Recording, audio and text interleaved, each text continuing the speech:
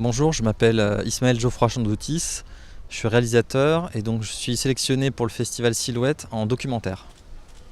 Donc tu présentes Swatted, je vais te demander en quelques mots de raconter la genèse du projet, d'où est venue l'idée.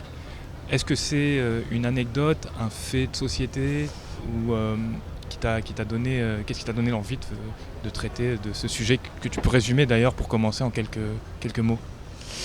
Alors au départ, la jeunesse de Swatted, c'était parti d'une vidéo de streaming d'un joueur que j'avais vu en direct en 2015, où c'était le démarrage de Twitch et de toutes ces plateformes en fait où on peut commenter ces parties de jeu en direct. Et il y avait un des joueurs en fait qui pendant qu'il était en train de jouer à un jeu, se fait arrêter par la police en direct et personne ne comprend dans le chat, dans les spectateurs qui le regardent, il y avait quand même une grosse audience. Personne ne comprend vraiment ce qui se passe. Et c'était un peu mon cas. Et donc moi quand j'ai vu ça, j'avais trouvé ça vraiment, comment dire, ça m'avait vraiment marqué. Donc j'avais pris des notes en fait pour me dire tiens, ça peut être intéressant pour un sujet. Mais c'est surtout en 2017 où c'est ressorti parce que je voulais faire un projet où ça se passerait entièrement sur internet, un projet sans caméra. Et en fait, cette anecdote-là, elle m'est revenue en tête comme étant la première base de travail.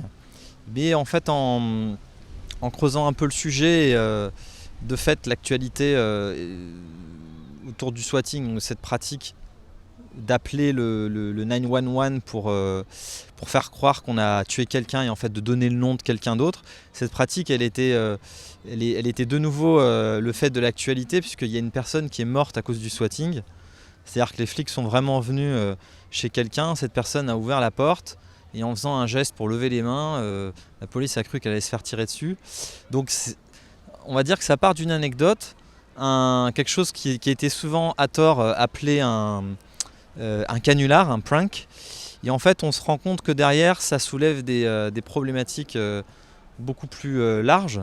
Et je pense que c'est ça qui m'a intéressé. L'autre chose qui m'a intéressé, c'est que ça brouille un peu les pistes entre en fait, je dirais la présence en ligne de notre identité, le virtuel et le réel. Dans le sens où déjà les joueurs de jeux vidéo, parce que c'est quand même là que ça apparaît le plus ce genre de phénomène, c'est des gens qui jouent à des jeux souvent où on incarne un policier ou des terroristes, etc. Et donc il y a déjà toute une imagerie qui fait en fait écho à ce fait divers, à l'intervention des forces de l'ordre dans le réel. Et donc moi, c'est vrai que la première fois que je l'ai vu, ce qui s'est passé, c'est que comme la personne était en train de jouer à des jeux de tir à la première personne où ils incarnaient des SWAT, pour moi c'était comme si en fait les policiers virtuels ils étaient sortis de l'écran.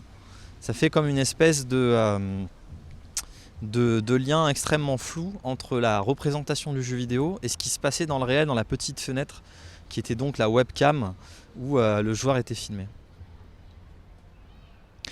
Dans le film, on voit que, pour résumer et schématiser un peu, ça t'a monté en fait au début des images que j'imagine tu as pris sur internet et avec des sons, des témoignages que tu as peut-être créés toi-même ou certains peut-être ont été pris aussi également sur internet. Et puis par la suite tu crées ton propre monde, un monde de jeux vidéo. Donc j'ai l'impression qu'il y a une espèce de glissement, en tout cas esthétique et narratif, qui illustre aussi le rapport à la réalité. Est-ce que Qu'est-ce que tu penses Au départ, je suis parti donc de cette collecte en fait d'événements liés au swatting, donc des swattings qui ont été filmés. J'ai aussi collecté pas mal de confessions en fait parce que les gens font une fois quand ça leur arrive, ils font des confessions donc sur YouTube. Et également, il y a la police qui a mis en ligne des enregistrements audio donc des appels des squatteurs que j'ai collectés sur internet. Et à partir de cette base-là, je me suis dit comment on peut arriver en fait à les articuler avec les parties de jeu, parce que je me suis rendu compte que l'univers du jeu, l'univers virtuel était une manière de représenter cette frontière diffuse entre le réel et le virtuel.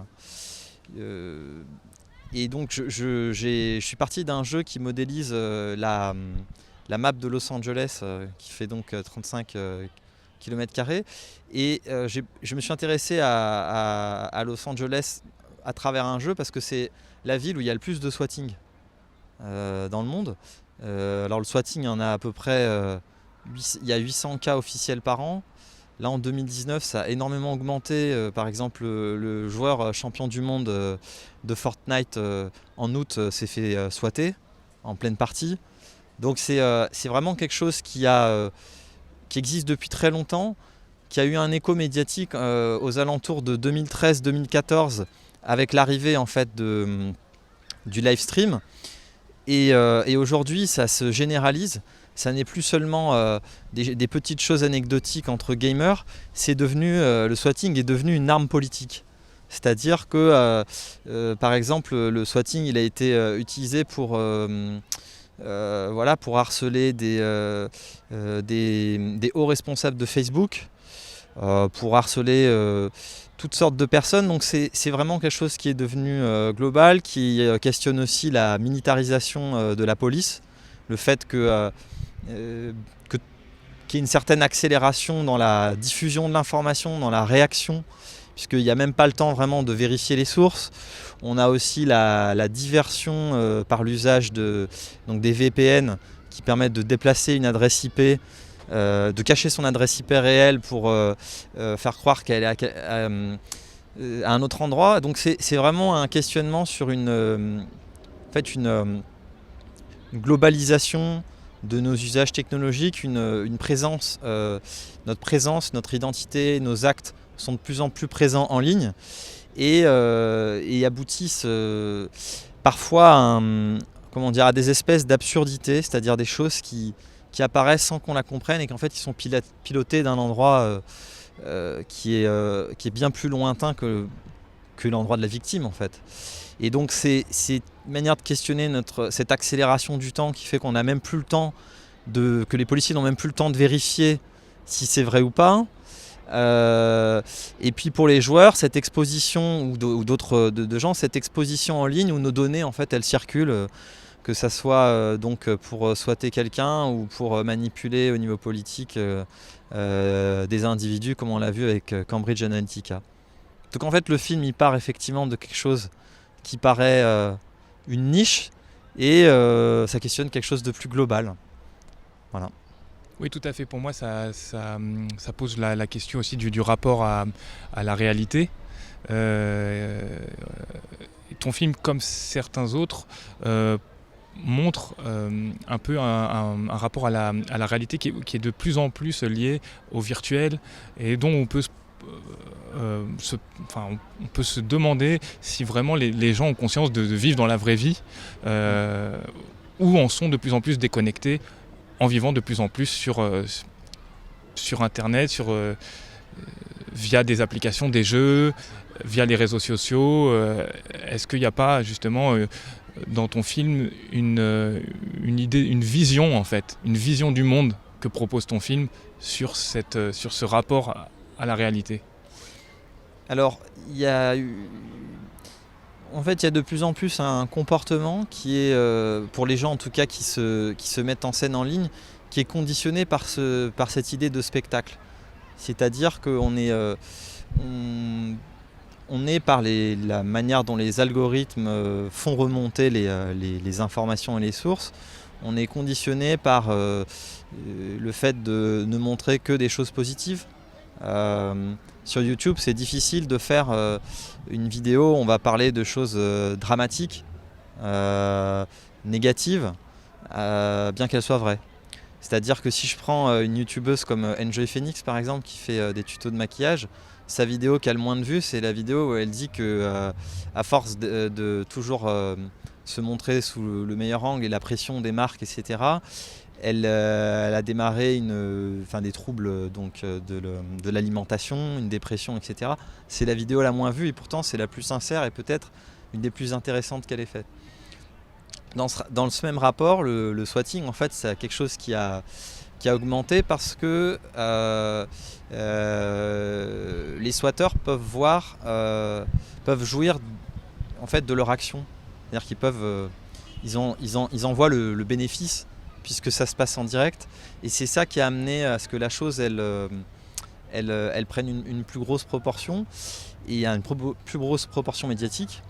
Donc c'est vrai qu'il y a, encore une fois, je redis la même chose, mais il y a cette frontière qui s'efface entre notre identité dans la vie réelle et la présence en ligne.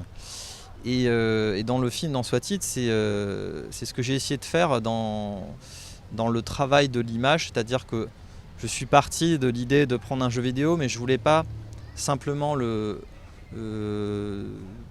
prendre le jeu pour prendre le jeu, je voulais me le réapproprier. Je voulais me le réapproprier parce que le design, l'esthétique du jeu, elle a été faite dans un but qui n'était pas forcément le sujet de mon film. Donc ça a donné que pour montrer cette espèce